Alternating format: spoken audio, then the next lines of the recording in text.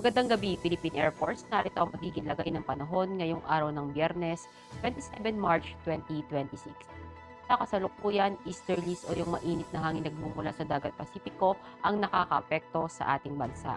Nagdadala ng bahagyang maulap hanggang maulap na kalangitan na may mga pulupulong pag-ulan, pagkulog at pagkidlat. At para naman sa magiging lagay ng panahon para bukas, dahil pa rin nga sa easterlies, asahan natin dito sa Metro Manila at ibang nalalabing bahagi ng Luzon, gayon na rin ang buong Kabisayaan at Mindanao ay makakaranas pa rin ng bahagyang maulap hanggang maulap na kalangitan na may mga pulupulong pag-ulan, pagkulog at pagkidlat.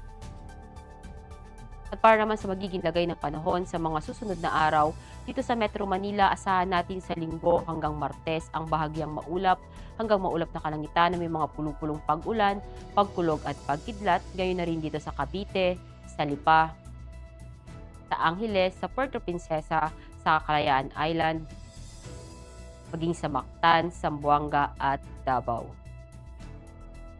Ang araw ay lumubog ng 18:08 at sisikat bukas ng 05:55. Para sa ating moon illumination, meron tayong 69% increasing.